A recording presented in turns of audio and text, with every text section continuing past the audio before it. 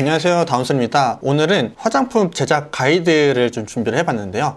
이제 화장품 준비를 해야겠다라고 마음 먹으신 분들이 있을 것 같은데, 이제 A부터 Z까지 제가 한 사이클을 크게 돌아보는 걸로 영상을 시작하도록 하겠습니다. 첫 번째로는 준비 사항이 있는데요. 준비 사항에는 사업자 등록증, 통신 판매업, 책임 판매업 3개가 필요해요. 그래서 꼭 사업을 진행하시기 전에 이 3개는 꼭 준비를 하시길 당부드리고, 첫 번째 사업자 등록증은 인터넷으로 신청 가능하고요. 뭐 도소매 업종 전자상거래로 등록을 하시면 되고, 이 사업자 등록증을 할 때는 공인인증서가 필요하니까 요거는 꼭 준비해 주시면 좋을 것 같아요. 그리고 두 번째는 통신 판매업인데, 통신 판매업 같은 경우에는 스마트 스토어를 가입을 하면은 이제 서류가 나와요. 이 서류를 가지고 이제 제출을 하면 직접 방문해서 이제 통신 판매업을 수령을 하실 수가 있어요. 꼭 요 사업자 등록증을 내고 통신 판매업을 받으셔야 되니까 이 점 체크 한번 해주시고요. 네, 마지막으로 책임 판매업 같은 경우에는 본인이 이제 책임 판매업을 내거나 이제 내가 없다 그러면 직원분들이나 다른 지인들을 통해서 내는 방법이 있어요. 근데 여기서 보시면 이공계 학사 계열이면 다 되고요. 공대생도 다 되는 거죠. 꼭 화장품 관련된 학과를 나오지 않아도 책임 판매업을 낼 수가 있어요. 그리고 다른 방법이 또 하나 있는데, 이제 화장품 제조 품질 쪽에 한 2년 정도 이상 경력이 있으면 이 책임 판매업을 낼 수 있는 조건이 주어져요. 그러면 이때도 이제 책임 판매업을 낼 수가 있고, 그리고 마지막으로는 제조사에서 책임 판매업을 내어주는 경우가 있긴 한데, 이 경우는 사실 제조사 입장에서도 조금 꺼려하고, 이제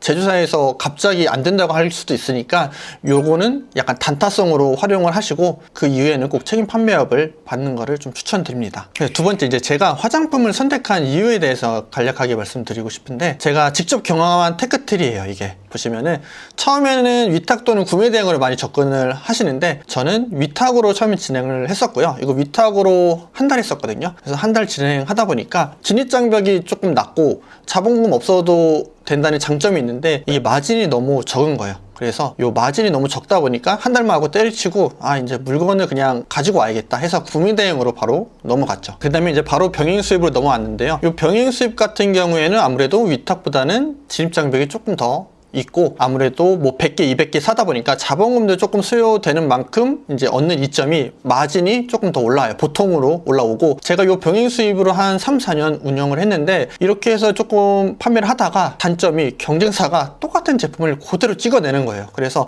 이것도 지속 가능한 사업이 되지 않겠구나 라고 해서 이제 나만의 브랜드가 있는 브랜드 병행 수입을 해야겠다고 브랜드 병행 수입으로 넘어온 거죠. 요 브랜드 병행 수입 같은 경우에는 진입장벽이 KC 인증이라는 게 있어가지고 진입장벽이 조금 있어요. 그리고 해외에서 물건을 가지고 올 때 보통 1000개 단위로 가지고 와야 돼요. 그러다 보니까 자본금이 좀 높은 대신 마진이 이 병행 수입보다도 조금 더 높겠죠. 그리고 이 방법은 저희 로고를 박는 거기 때문에 경쟁사가 좀 따라오더라도 조금 차별을 줄 수가 있어요. 그래서 이런 장점이 있는데, 저는 디바이스 쪽도 하고 생활용품도 했는데, 제품을 판매하면 판매할수록 재구매가 느는 게 아니라 이제 CS가 계속 더 늘어났어요. 약간 디바이스 같은 경우에는 뭐 1, 2년 뒤에 썼는데 뭐가 안 된다더라 이런 얘기를 계속 해가지고 이게 맞나 싶은 생각이 들어서 진짜 브랜드를 해야겠다 하고 이제 넘어온 케이스예요. 이 브랜드 같은 경우에는 크게 두 가지가 있는데, 금형을 진짜 내가 제조를 해서 가지고 오는 방식이 있고, 그다음에 이제 뭐 화장품처럼 이렇게 제조하는 방식이 있는데,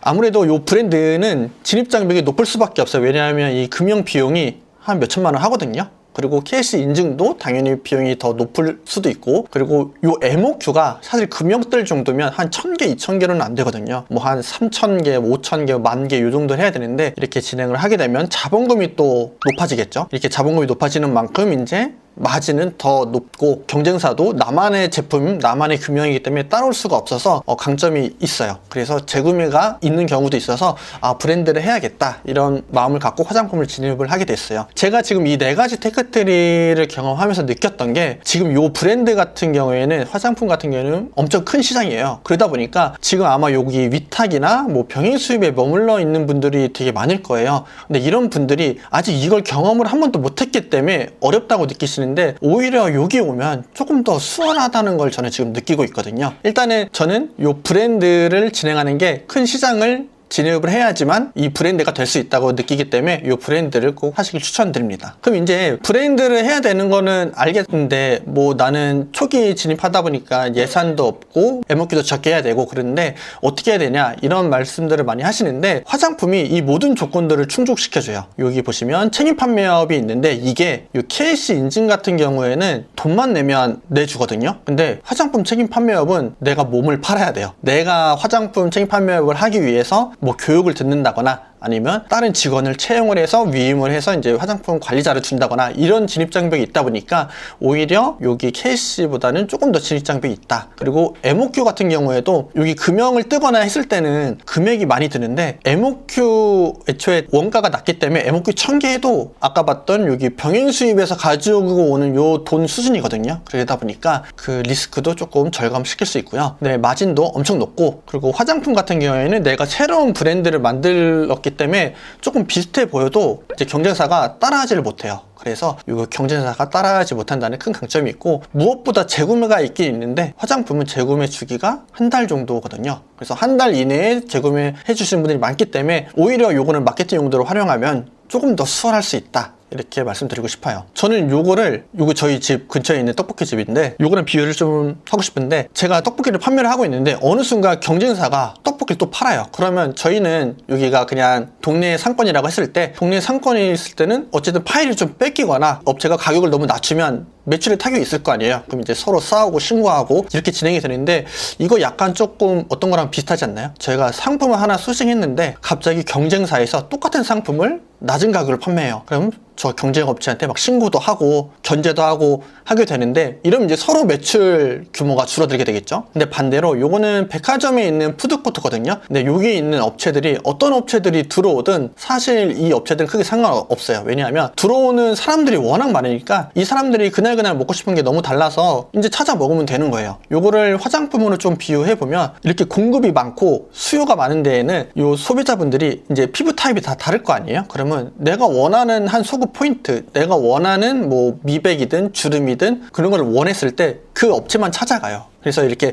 시장이 큰 곳에 있어야지 오히려 판매를 좀 더 올리기에 수월하다는 말씀을 좀 드리고 싶습니다. 자, 이제 화장품 진행 순서에 대해 말씀드릴 건데 크게 세 가지가 있어요. 첫 번째로는 사업자 등록하고 통지 판매업 내고 책임 판매업 내는 이제 준비 단계, 그리고 두 번째는 제품을 기획하고 이제 제품을 생산하는 제품 생산 단계, 그리고 마지막 세 번째는 이제 브랜드를 뭐 상세 페이지랑 그런 것들을 기획을 하고 이제 마케팅하고 해외 수출할 수 있는 이 마케팅 단계, 이렇게 세 가지로 나눌 수가 있는데 요거 각 단계에 대해서 제가 좀 핵심되는 부분만 간략하게 말씀드리도록 하겠습니다. 첫 번째, 브랜드 기획을 할 때는 당연히 시장 분석을 해야 되는데 시장 분석 같은 경우에는 기존에 잘 팔고 있는 브랜드나 잘 팔고 있는 상품을 리스팅을 쭉 해요. 근데 이 업체들이 어떤 상품을 잘 팔고 있는지를 분석을 한 다음에 이제 제품 중심으로 판매할 건지 브랜드 중심으로 판매할 건지 두 가지 중에 정하시면 되는데요. 초보자라면 이 브랜드 중심으로 하게 되면 아무래도 라인업도 많이 있어야 되고 브랜드 스토리 같은 것도 좀 명확하게 디테일하게 짜고 들어가야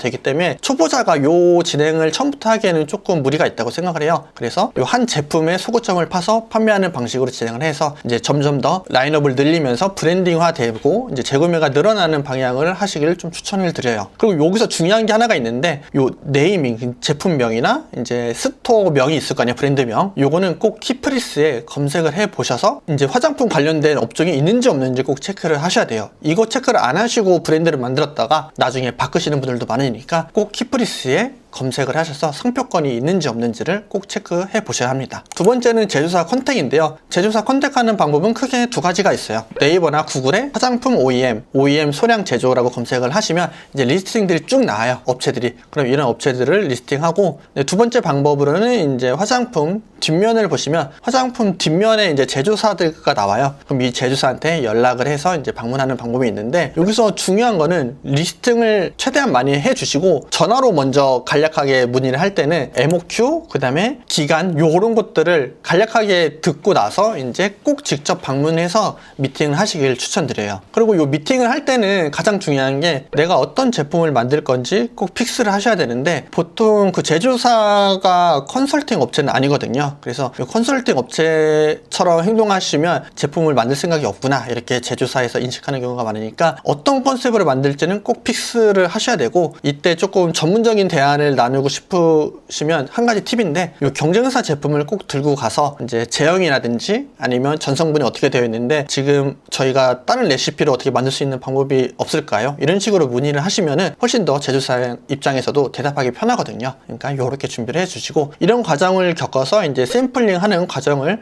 겪고 제형을 픽스를 하면 이제 제조사 컨택은 끝나게 되죠. 그리고 이제 세 번째는 부자재를 선정을 해야 되는데, 부자재는 크게 라벨, 용기, 단상자가 있어요. 근데 저 같은 경우에는 라벨했던 이유는 용기가 튜브일 경우, 뭐 앰플일 경우 이렇게 갈리게 되는데, 앰플은 보통 다 MOQ가 낮긴 해요. 그래서 낮은데 저는 더 MOQ를 낮추기 위해서 이렇게 각인하는 형태가 아니라 이제 라벨지를 붙이는 형태를 이용해가지고 MOQ를 좀 더 낮출 수 있었고요. 그 다음에 요거 세 가지를 진행을 할 때는 꼭 감리라는 게 있어요. 감리가 직접 가서 인터넷에서 보는 색상이랑 이제 내가 보는 색상이랑 맞는지를 체크를 하셔야 되는데, 이 감리는 꼭 하시길 추천드리고, 사실 감리에 대해서 알고 가는 분들은 많이 없어요. 근데 공부하기 위해서라도 이제 뭐 용기든 단상자든 라벨이든 꼭 감리를 가셔서 이제 어떻게 진행되고 어떤 것들을 필수적으로 체크해야 되는지를 좀 제조사 분들에게 조금 물어보고 답변 받는 시간을 갖는 걸 좀 추천드려요. 그리고 마지막으로는 이제 이 라벨지나 뭐 단상자를 디자인을 해야 될 거 아니에요. 이 디자인 같은 경우에는 저는 프리랜서 분을 이용해서 활용을 했고요. 프리랜서 분이 아니더라도 뭐 크몬 같은데 의뢰를 하면 레퍼런스만 잘 찾아주면 기깔나게 잘 만들어 주시거든요. 그래서 이런 것들도 크몬에 의뢰해서 포토샵으로 해서 이제 제조업체한테 넘기는 그렇게 진행을 하시면 될 것 같고요. 용기 같은 경우에는 MOQ가 큰 경우에는 일정 수량만 만들어 달라고 하고, 남은 그 재고들은 이제 제조업체한테 좀 보관 좀 부탁해 달라 그렇게 요청하셔도 되고, 그게 안 되면 이제 3PL에 이제 옮겨서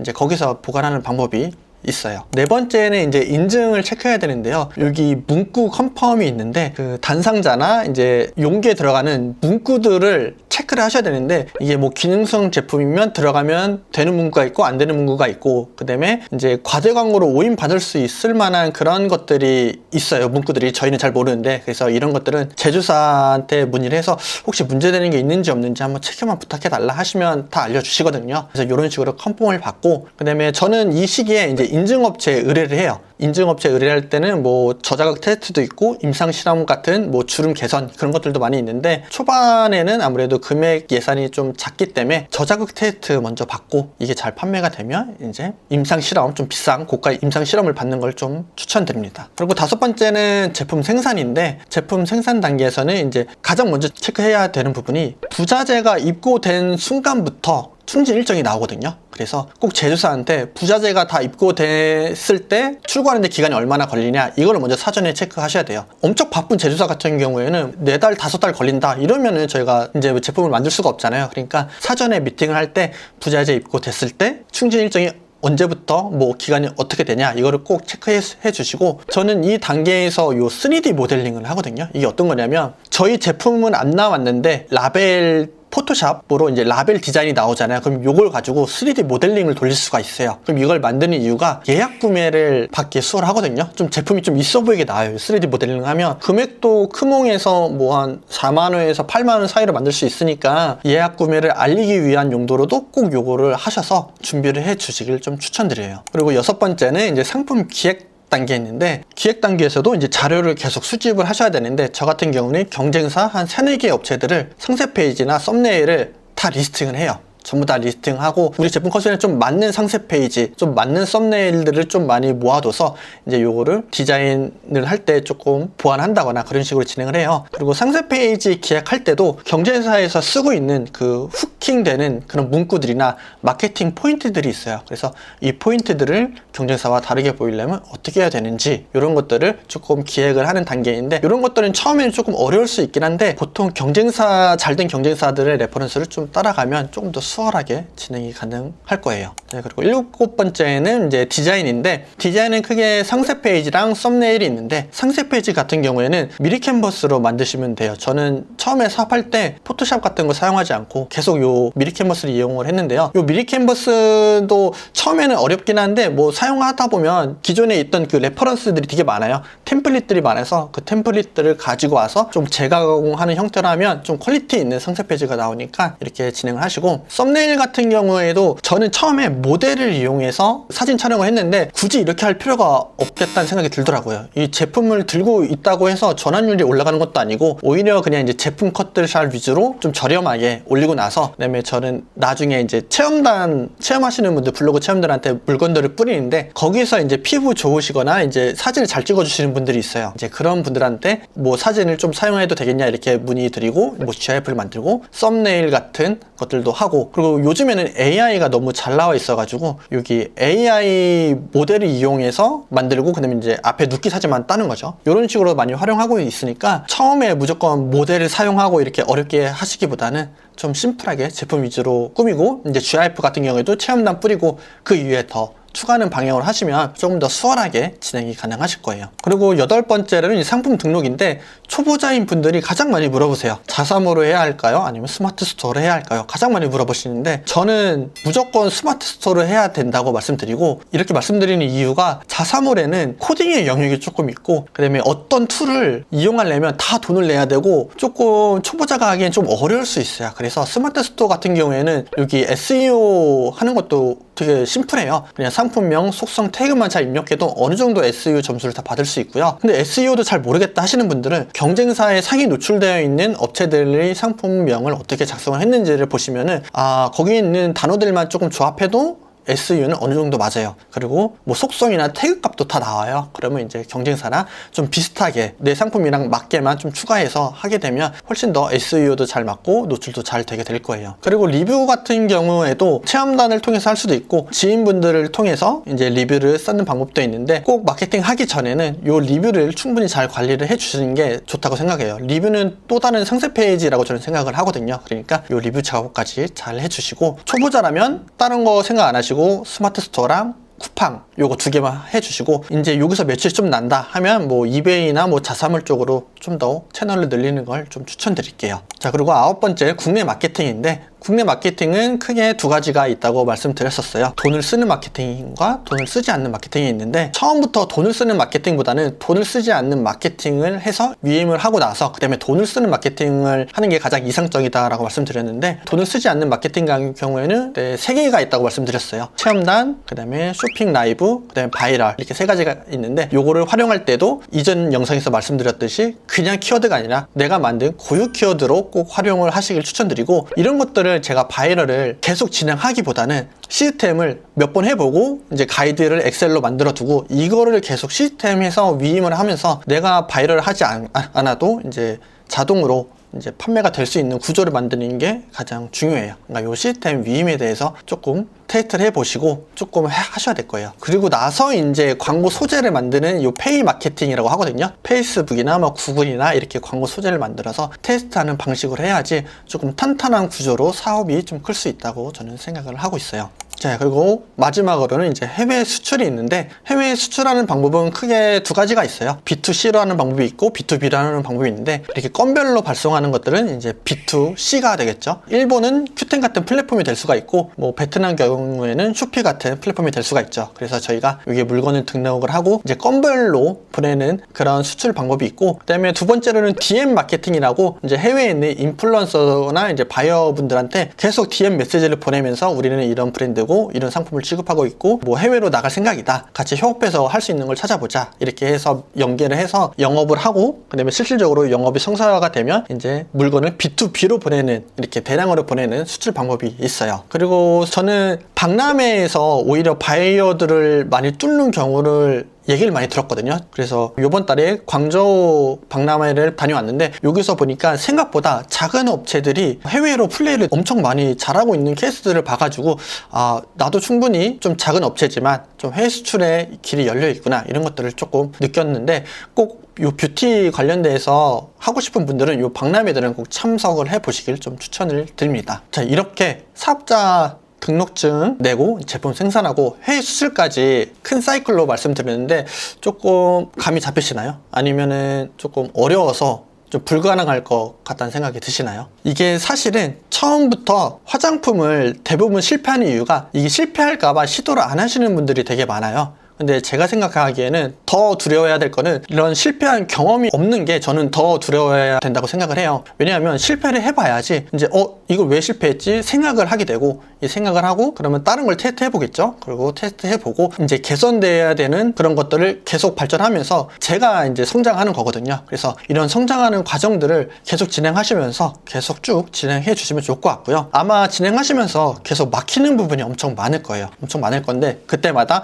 내가 성공하기 위해서 올바른 길을 가고 있겠구나 이렇게 생각하시고 꾸준히 꼭 화장품이 아니더라도 이렇게 사업을 계속 도전하시길 저는 좀 추천을 드립니다. 네, 이렇게 제가 화장품 진행 순서까지 큰 틀로 한번 한 사이클을 달려봤는데요. 제가 영상을 찍으면서 아마 진행하시는 분들도 있고 진행 못하신 분들도 있긴 한데 이번 영상을 참고해서 이제 밀어놨던 그런 것들을 한번 테스트를 해보면서 사업을 꼭 해보셨으면 좀 추천드립니다. 제가 준비한 이 화장품 관련된 영상들은 여기까지고, 다음에 또 기회가 된다면 다른 화장품 판로에 대해서 조금 설명해 드리는 시간이 있으면 다음 영상에 다시 찾아뵙도록 하겠습니다. 지금까지 영상 보시느라 고생 많으셨고 저는 다음에 다시 찾아뵙도록 하겠습니다. 감사합니다.